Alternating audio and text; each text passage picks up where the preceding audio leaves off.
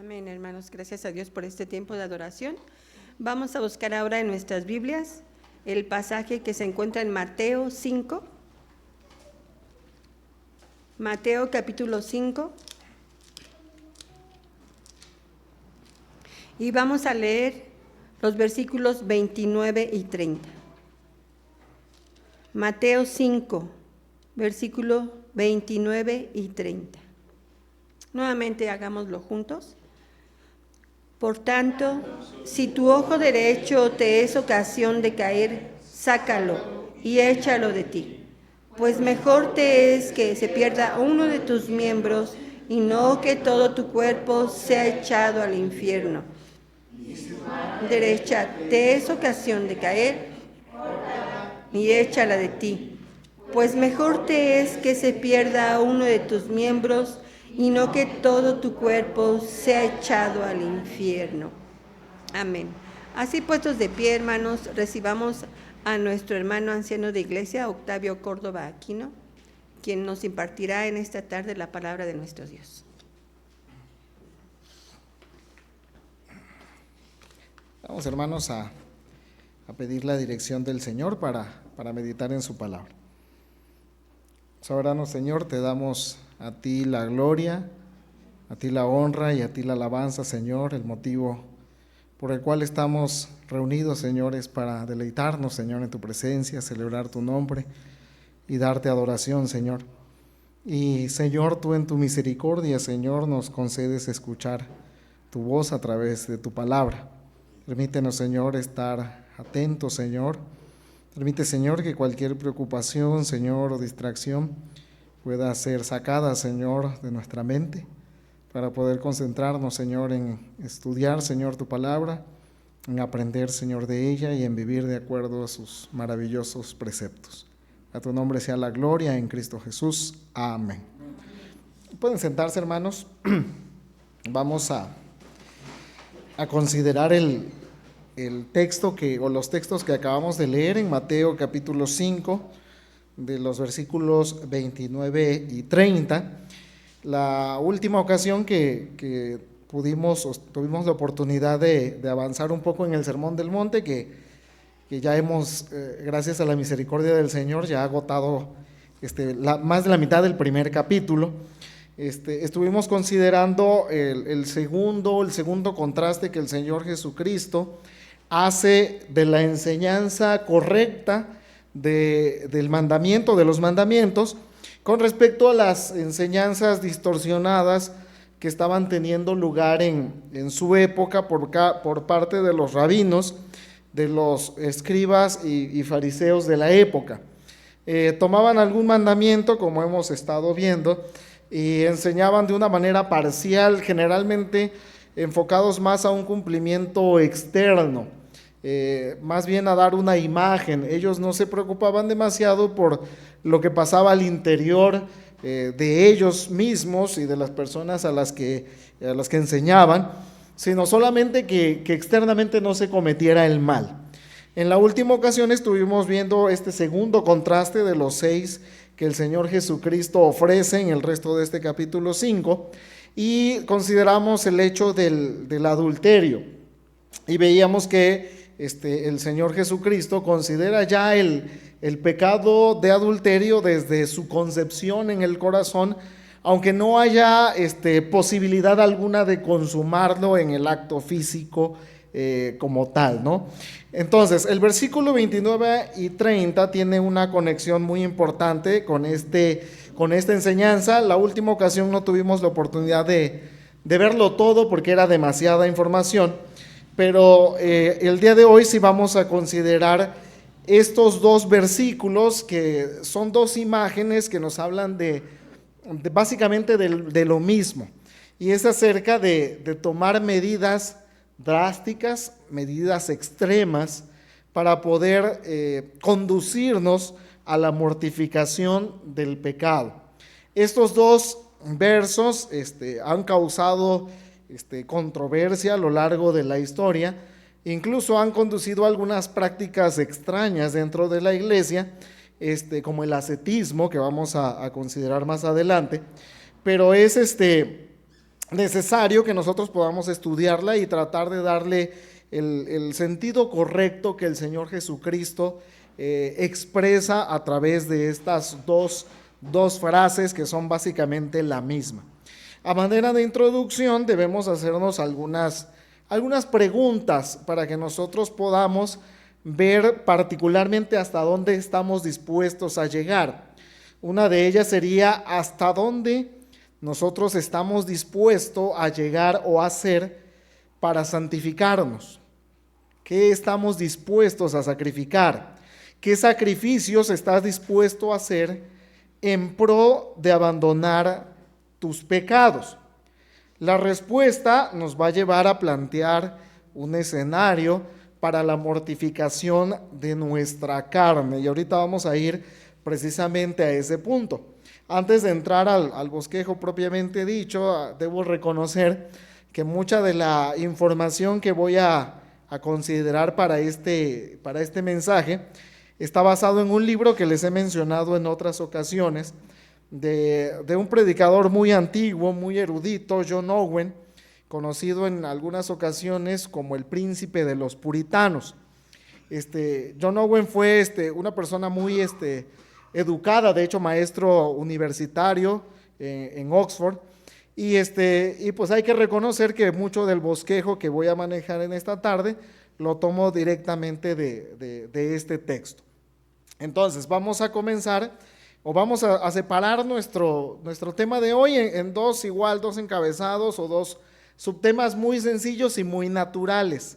Primero vamos a ver lo que el texto no significa y después vamos a analizar lo que el texto sí significa o sí enseña. Así muy simple y muy sencillo para que no lo olvidemos. Primero vamos a ver qué no significa y después veremos qué es lo que este texto enseña. Vamos a quitar entonces primero algunas malas interpretaciones o algunas malas prácticas que derivan del mal entendimiento de este texto. Hay al menos dos interpretaciones equivocadas o erradas que se le han asignado al texto a lo largo de la historia. El primero de ellos, de hecho todavía es muy enseñado, es que la salvación puede ser por obras. Esa es una primera enseñanza errónea que algunas personas han dado a este texto. ¿Por qué? Porque muchas personas a lo largo de la historia han interpretado estos dos figuras o estas dos imágenes para decir, si quitamos esto, seremos salvos, ¿sí?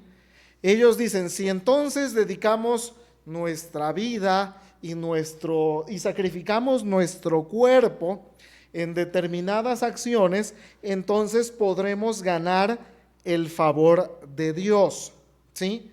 Esas personas consideran y dicen de la siguiente manera, vamos a quitar los hábitos pecaminosos y es entonces que podremos encontrar la salvación. Hermanos, esta es una manera de pensar que puede llegar a confundirnos en su momento, porque el texto nos está diciendo que efectivamente hay que cortar algunas cosas, no literalmente, pero se entiende, o algunas personas, particularmente el catolicismo romano, entiende que aquí hay que tomar medidas, decisiones que nos conducirán a la salvación. La escritura es clara, hermanos, y no vamos a invertir demasiado tiempo en esto, pero la escritura es muy clara cuando nos dice que la salvación es por gracia, por medio de la fe. Esto lo encontramos de una manera tan extraordinariamente clara en Efesios 2, versículos del 1 al 10. La salvación entonces no la podemos ganar a partir de quitar hábitos pecaminosos o incluso de lastimar nuestro cuerpo o de hacer algún sacrificio de nuestro físico para obtener el favor de Dios. Incluso nosotros vemos en nuestra época a personas que hacen promesas a Dios o a otras cosas que ellos consideran dioses para poder obtener el favor de ellos, ¿sí? Entonces, este texto, hermanos, no enseña que ni nosotros ni nadie puede obtener la gracia de Dios por medio de las obras. De hecho, el apóstol Pablo dice que si tal cosa fuera posible, entonces ya no sería gracia, sino sería un salario o un pago, ¿sí? Entonces, la primera enseñanza errada, de dos que vamos a ver, es que la salvación es por obras. Esta enseñanza la descartamos a la luz de lo que la Biblia enseña claramente en todas sus páginas. Y la siguiente enseñanza errada que nosotros debemos eliminar es que podemos castigar nuestro cuerpo o debemos abusar de nuestro cuerpo para ser santos, ¿sí? Hasta hace pocos años, cuando recién había sido ordenado oficial, anciano de iglesia, me asignaron a un lugar donde algunos hermanos, analizando este texto, me dijeron, no, pues sí, hay que cortarse la mano porque aquí lo dice, ¿no? Y si no vamos a cortarnos la mano, al menos debemos castigarnos, para poder ser purificados y ser más santos. Esto no es una idea nueva.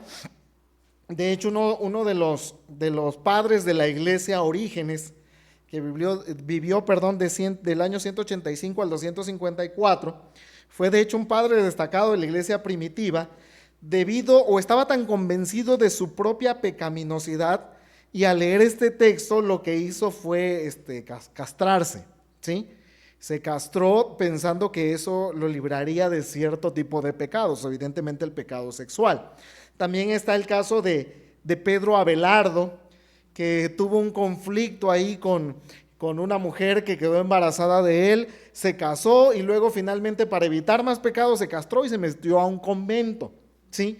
El ascetismo, por ejemplo, surge también tratando de castigar el cuerpo en aras de que la carne no se enseñoree del espíritu, decían los ascetas, de los cuales la manifestación más visible fueron los monjes, o son los monjes. Algunos de ellos con ritos muy rigurosos y muy estrictos, que flagelan incluso hasta el día de hoy todavía su cuerpo para tratar de mortificar su carne y ser cada día más santos. Todavía nosotros, incluso en nuestro país, particularmente cuando viene la semana considerada como Semana Mayor, nosotros podemos ver que si peregrinaciones, que si gente que sale dándose latigazos en la espalda, etcétera. Esa creencia todavía está de alguna manera arraigada en muchas personas. El hecho de decir, he pecado y necesito un castigo para de alguna manera tratar de sentirme bien. Hermanos, este pasaje no enseña algo así. No podemos tomarlo de una manera literal. Si hacemos algo así, hermanos, estaremos cometiendo un terrible error. Para empezar, hermanos, nosotros en la historia de la iglesia, los santos del Antiguo y Nuevo Testamento, ninguno de ellos se autoinfringió, alguno de los apóstoles, ninguno, se cortó la mano, se sacó ningún ojo por causa de su pecado. Pero incluso, hermanos, si nosotros tomáramos la lógica literal, vamos a pensar que nos cortamos la mano derecha y nos sacamos el ojo derecho, todavía nos queda el ojo izquierdo y la mano de izquierda para seguir pecando. Y si incluso nos quitáramos ambos y todas las extremidades y nuestros ojos, todavía queda tu mente, pues, que puede imaginar escenarios pecaminosos. Porque el mal, hermanos, no procede de los miembros hacia el corazón, sino procede del corazón hacia afuera. Entonces, el hecho de que mutilemos nuestro cuerpo realmente solamente nos haría pecadores mutilados, ¿sí? Pero no tendría ninguna probabilidad de conducirnos a la santidad. Ahora bien, ya que vimos lo que este texto no significa, pasemos de una manera un poquito más amplia a considerar a qué se refiere el Señor Jesucristo con esta enseñanza. Vamos a ver lo que este texto enseña y vamos a ver una consecuencia muy terrible de no obedecer esta enseñanza. Primero, lo que el texto significa. En primer lugar, hermanos, una enseñanza muy clara es que debemos tomar medidas claras y contundentes para frenar nuestro pecado. Eso sí, tomar medidas claras y contundentes para frenar nuestro pecado. Nuestro pecado, hermanos, es identificado por el apóstol Pablo, lo encontramos en Romanos 8:13, y se le da el nombre de la carne, que significan obras pecaminosas. Cuando se dice que hay que mortificarlo, hermanos, significa quitar fuerza, poder y vida a una cosa, ¿sí? Cuando nosotros queremos mortificar algo, ¿sí?, o queremos de alguna manera irlo debilitando, lo que vamos a hacer, hermanos, es no proveer el combustible que hace que eso sea fuerte, ¿sí? Entonces, hermanos, si nuestra carne está fuerte, nosotros, hermanos, debemos tomar medidas claras, medidas contundentes y medidas definitivas para limitar el avance de nuestra carne, ¿sí? El viejo hombre ciertamente está crucificado, dice Romanos 6:6, pero aún quedan remanentes de pecado que se resisten a morir. La tarea de la mortificación del pecado es algo que dura toda la vida, porque el mal y ese remanente de hombre muerto sigue estando presente con nosotros, ¿sí? El apóstol Pablo, refiriéndose a ese tema, nos habla de que él llega a una conclusión y dice: yo sé qué es lo que está bien y yo quiero hacer el bien, pero dice: descubro esta ley, que el mal está en mí. Y de tal manera, dice el apóstol Pablo, que yo trato de avanzar, pero de repente termino haciendo lo que no quiero. Y termina con una exclamación de agonía y dice: miserable de mí, dice, ¿quién me librará de este cuerpo de muerte? Muchos opinan acerca de esta enseñanza del apóstol Pablo, se está refiriendo a un método de tortura que los romanos, que eran muy buenos torturadores, tenían para muchos de sus prisioneros. La idea que transmite es que un preso solía ser puesto en el cepo, y al lado de él en el cepo se solía poner a alguna persona que literalmente estaba muerta, o a veces algún animal, de tal manera que se empezaba a descomponer a la vista de esta persona, del prisionero, y comenzaban a corroerse incluso las cadenas y demás, y era bastante, bueno, podemos imaginar la escena. Nada más cuando hay un animal muerto en la calle cerca, nosotros ya sentimos el mal olor, ¿no? Entonces tenerlo al lado debe haber sido una situación terrible, espantosa en todos los sentidos. Entonces el apóstol Pablo dice: ahí está el cuerpo de muerte, ahí está conmigo, y yo quiero que alguien me libre de él, ¿sí? Entonces, hermanos, esa es la lucha que nosotros tenemos. El muerto está viviendo con nosotros y somos nosotros mismos, ¿sí? Entonces hay que tomar medidas contundentes para que siga corrompiéndonos, para que siga llevándonos a donde no queremos nosotros, que somos hijos de Dios, queremos estar. Hay que ser, hermanos, muy claro: la lucha contra el pecado es una lucha a muerte. O usted lo derriba o será derribado usted por él, ¿sí? Pero no es un adversario pequeño. Él no está planeando otra cosa sino la destrucción de usted, ¿sí?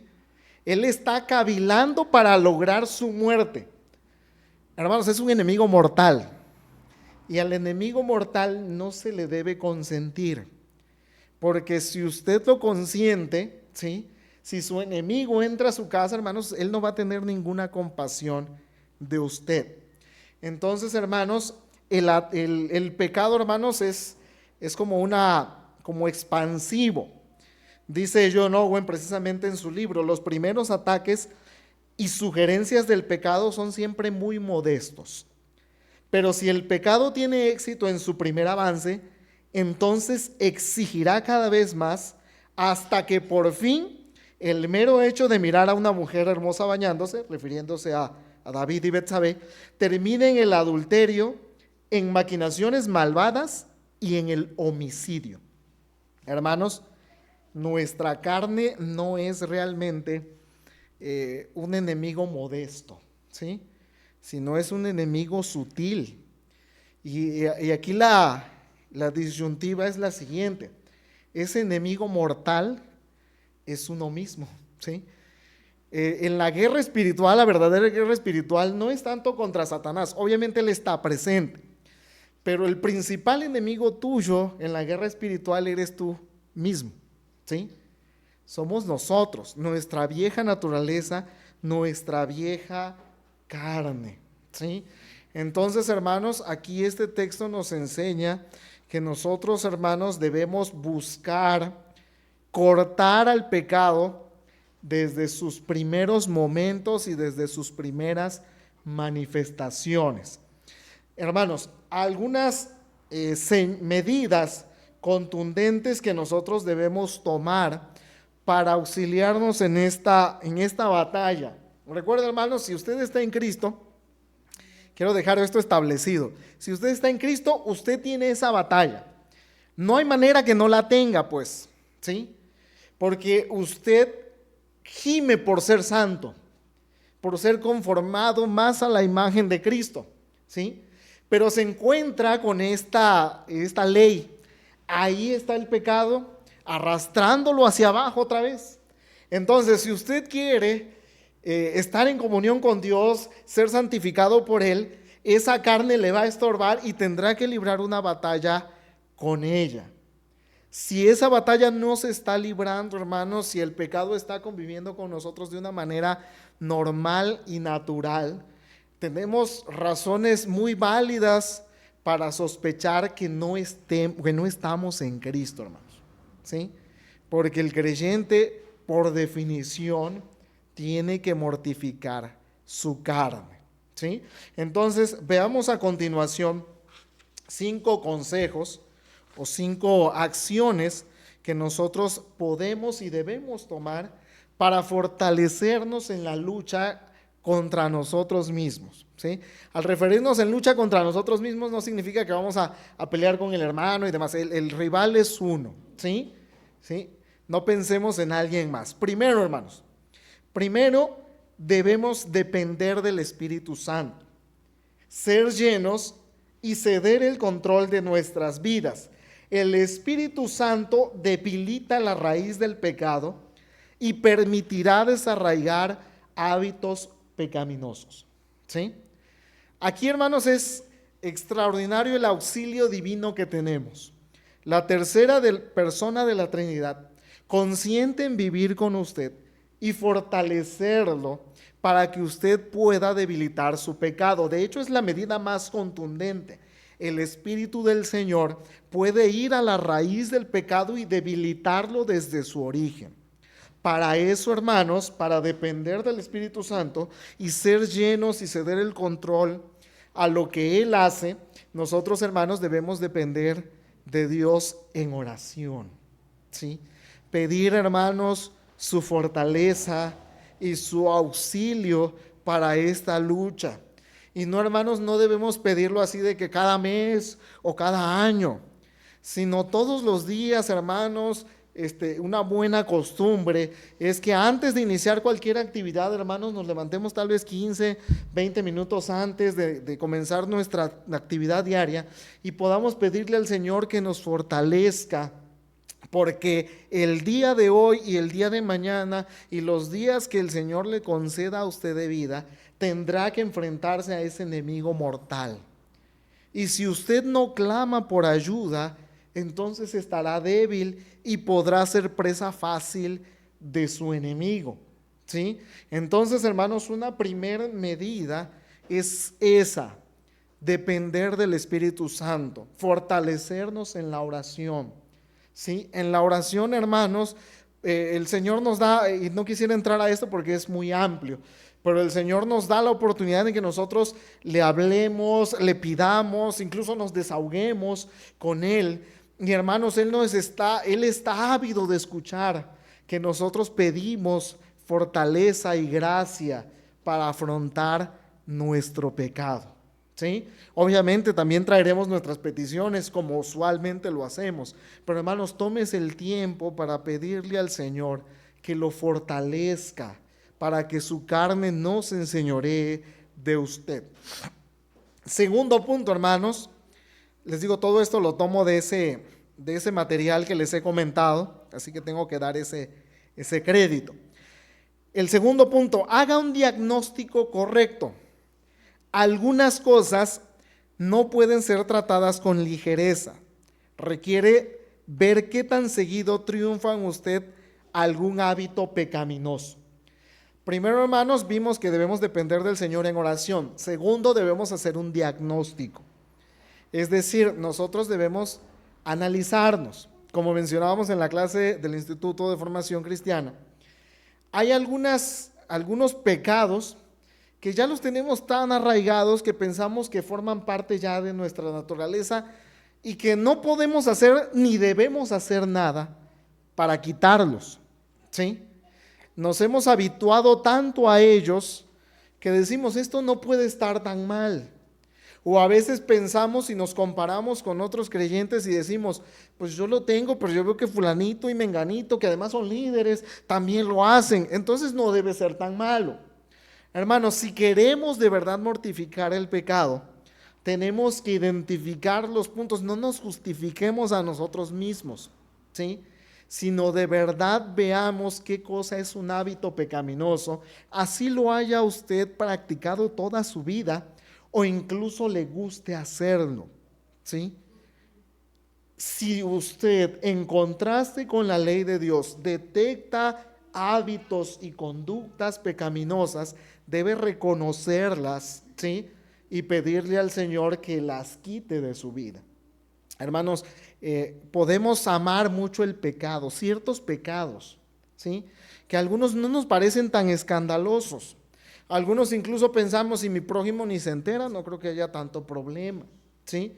Esos pecados así muy mentales o muy privados, muy íntimos, hermanos, tiene que hacer usted un diagnóstico, ¿sí?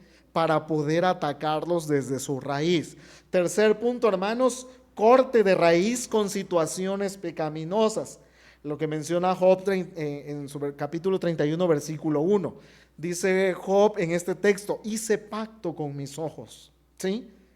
Es este pasaje o este texto o esta enseñanza la que debemos considerar para cortar la mano y sacar el ojo.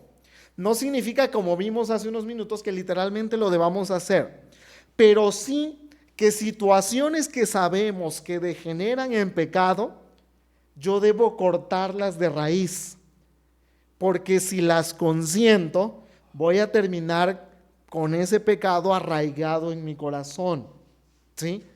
Hermanos, por mencionar algunos ejemplos sencillos, vamos a pensar que tú tienes una amistad y sabes que cuando ese amigo o esa persona platica contigo, te visita, vas a terminar en el chisme, en la difamación o en alguna cuestión de estas.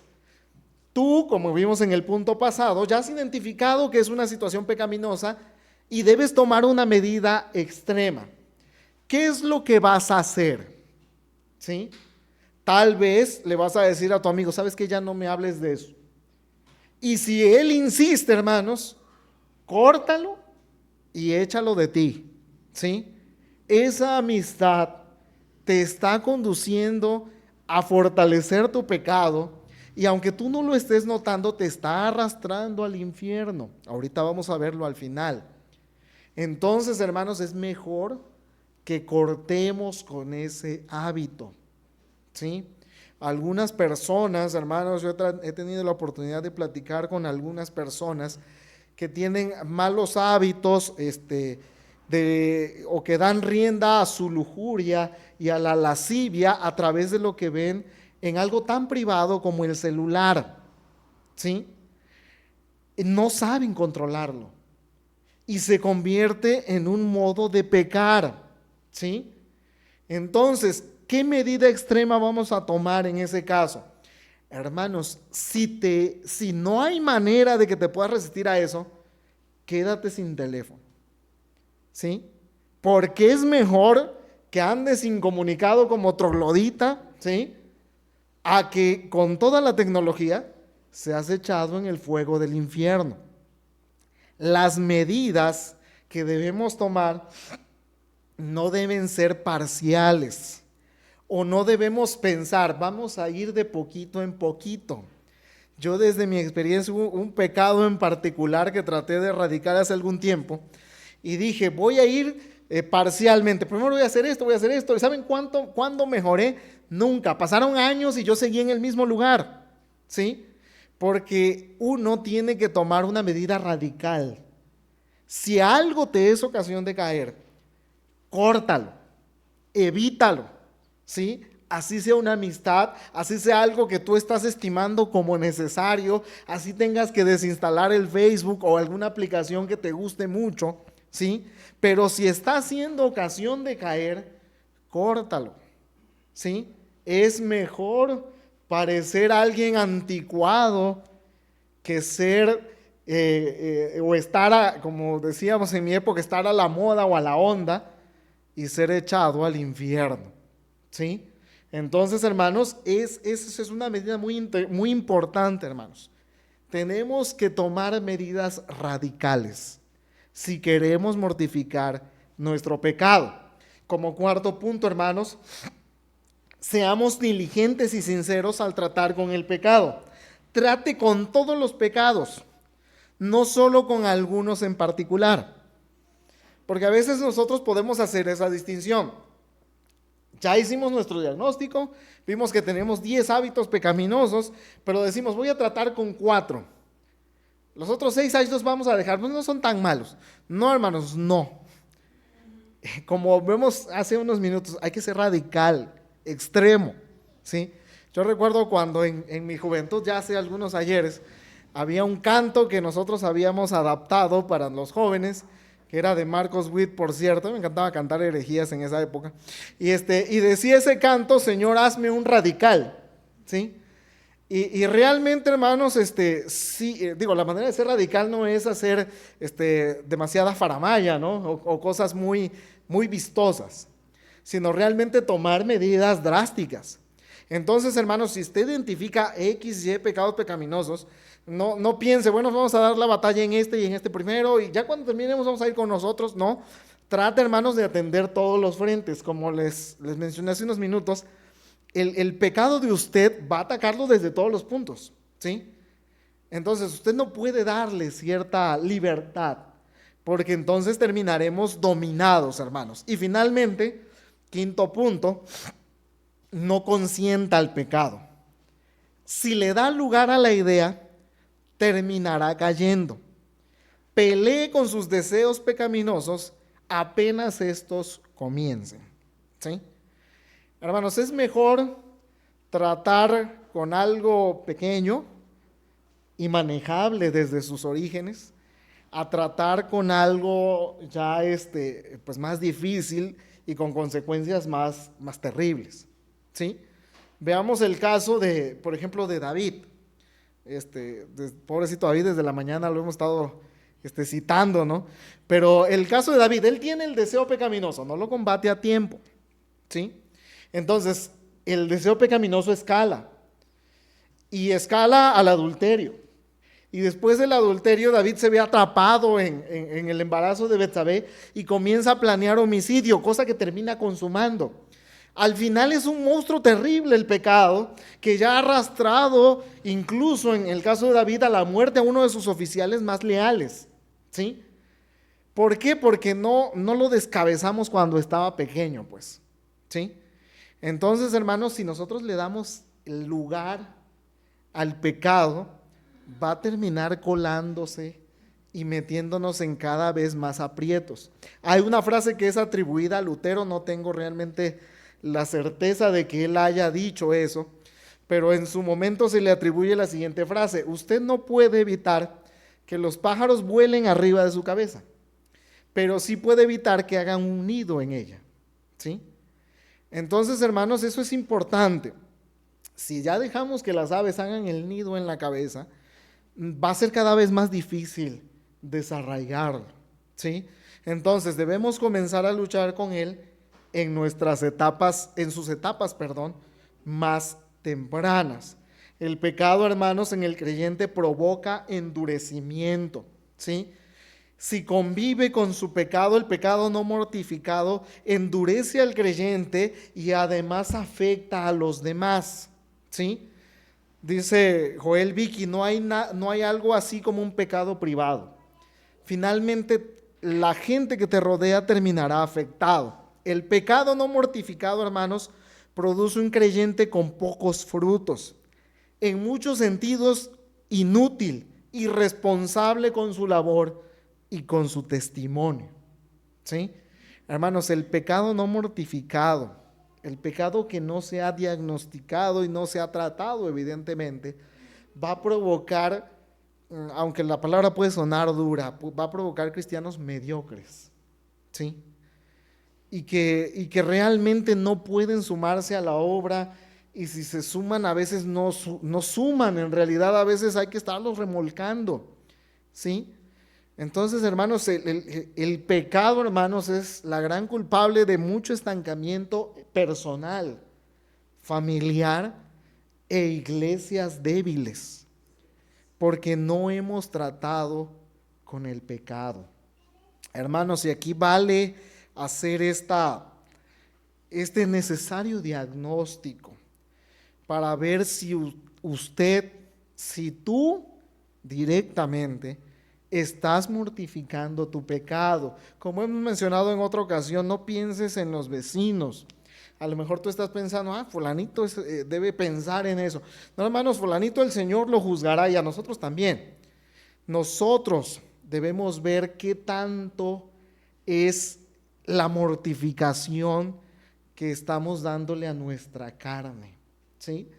Si la carne se enseñorea de nosotros en sus muchas manifestaciones, en codicia, en lujuria, en envidia, podemos llegar a tener cristianos o personas que están estancadas, ¿sí? Sin un crecimiento real en sus vidas, ¿sí?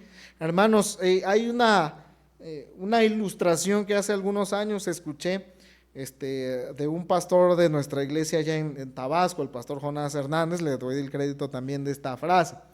Una vez le preguntaron acerca de la santidad y él comentó, la santidad es como dos perros, uno blanco y uno negro. ¿Y cuál gana usualmente? Pues el perro que esté mejor alimentado, ¿sí? Si nosotros alimentamos nuestra carne, la consentimos, le damos lo que quiere, ¿sí? Hermanos, va a estar fuerte la carne. Y no estamos diciendo que no esté usted en Cristo. Podemos estar en Cristo, pero estar estancados.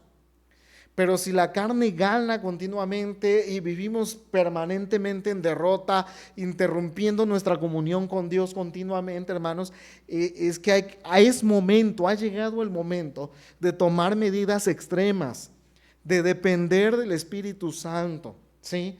Yo sé que hay pecados que nos gustan y nuestra dignidad puede pensarse herida si nosotros lo dejamos. Hay personas, por ejemplo, que tienen un rencor con alguna persona y ellos saben que deben perdonar y que deben reconciliarse, pero dicen, no, es que no puedo dejar que fulanito gane. No, hermanos, el que está ganando es Satanás. En dos personas enemistadas ninguno gana, hermanos, ¿sí? No hay vencedores, sino tu carne y el diablo es el único ganador, ¿sí? Entonces, hermanos, es momento de no consentir al pecado, ¿sí? Si nosotros, hermanos, dejamos esto avanzar, incluso puede revelar una naturaleza no regenerada. En pocas palabras, una persona que no está mortificando su pecado tiene razones para sospechar si no está en Cristo, hermanos. Y el Señor Jesucristo usa estas dos figuras para advertirnos acerca de un lugar muy peligroso y terrible. Las dos figuras concluyen en lo siguiente: es mejor que no tener cierta extremidad, cierto miembro, a que completo te vayas al fuego del infierno. La palabra infierno, que hemos mencionado en otras ocasiones, viene del griego gehenna, que tiene la connotación de un basurero de la época que ardía continuamente. Y el Señor Jesús añade en algunos otros lugares la frase: de ahí es el lloro y el crujir de dientes, un lugar terrible. Hermanos, aquí hay una enseñanza también que debemos considerar. El espíritu debe ser cultivado, ¿sí? Más que lo que cultivamos el cuerpo. ¿A qué nos referimos con esto, hermanos? Nuestro cuerpo lo cuidamos, ¿sí? Si por ahí tenemos un dolorcito sospechoso, pues sacamos una cita al médico, ¿sí? Si nos comenzamos a sentir un poquito mal, hermanos, vamos y lo cuidamos, ¿sí? Hermanos, ponemos diligencia en atender esta carne que el Señor nos ha dado, pero que terminará, hermanos, sepultado y corrompiéndose. Hermanos, es muy contradictorio que el alma, que es eterna y que regresará con el Señor, tan luego exhalemos nuestro último aliento, a esa no le demos cuidado y no le estemos dando un diagnóstico adecuado. Cuando algo le duele a tu alma por el pecado, igual toma esas medidas, ve al médico celestial, que puede tratar con ella, ¿sí? Hermanos, si ponemos diligencia en cuidar nuestro cuerpo, ¿qué tan insensato será no cuidar nuestra alma? ¿Sí? Entonces, hermanos, el castigo reservado para aquellas personas que confían y satisfacen su carne no es otra cosa que el fuego del infierno. Completos. Primero irá su alma, luego incluso vendrán por su cuerpo, y así con alma y con cuerpo serán echados al fuego del infierno. Que el Señor nos conceda que ninguno de nosotros estemos en esa situación. Hermanos, si este pasaje nos muestra que de verdad todavía no estamos trabajando en eso, hermanos, la palabra del Señor es tan extraordinaria, hermanos, que al día de hoy nos muestra la gracia, porque el Señor Jesús nos hace esta advertencia y la hace a tiempo. El día de hoy podemos buscar la misericordia del Señor, ¿sí? Dice Isaías 55: a todos los sedientos, venid a las aguas. Y los que no tienen dinero, dice, venid, comprad sin dinero y sin precio vino y leche. Y añade el versículo 3, porque gastan en lo que no es pan y su trabajo en lo que no sacia, ¿sí? Entonces, hermanos, aquí está la fuente de la verdadera y única saciedad, Cristo mismo, ¿sí? Él, hermanos, puede librarte de la esclavitud del pecado. Él ha prometido dar su Santo Espíritu para que nosotros podamos tener éxito en la batalla espiritual contra nuestra propia carne, en poder mortificar nuestra carne. Nada nos impide venir a Él, excepto que amemos más nuestro pecado, ¿sí? Entonces, hermanos, el día de gracia verdaderamente no lo debemos dejar pasar. Y hermanos, y si estamos en Cristo, hermanos, y hay algunos hábitos pecaminosos que están fuertes en nosotros, yo sé que algunos están muy en lo personal, ¿sí? Algunas cosas muy arraigadas, ciertos hábitos que incluso puede que nadie más conozca, puede que sea solo un pensamiento o una acción cuando estás totalmente solo, ¿sí? Pero hermanos, toma una medida extrema. Si es necesario cortar con ciertas cosas que incluso te gustan, ¿sí? Córtala mejor. Échalo de ti. No vaya a ser que termines completo con todos tus hábitos, pero en el fuego del infierno. Quiere el Señor, hermanos, que su palabra nos quiebre nuestro corazón, ¿sí? Que pueda romper esas barreras de pecado Y a lo mejor esos hábitos arraigados de años, incluso puede ser incluso hábitos familiares que a veces nosotros tenemos, ¿sí? Que el Señor con su Santo Espíritu lo haga, hermanos, jóvenes, adultos que estamos aquí. El Señor nos insta hoy, ¿sí? A que podamos dejar y mortificar nuestra carne. Que el Señor nos bendiga, hermanos.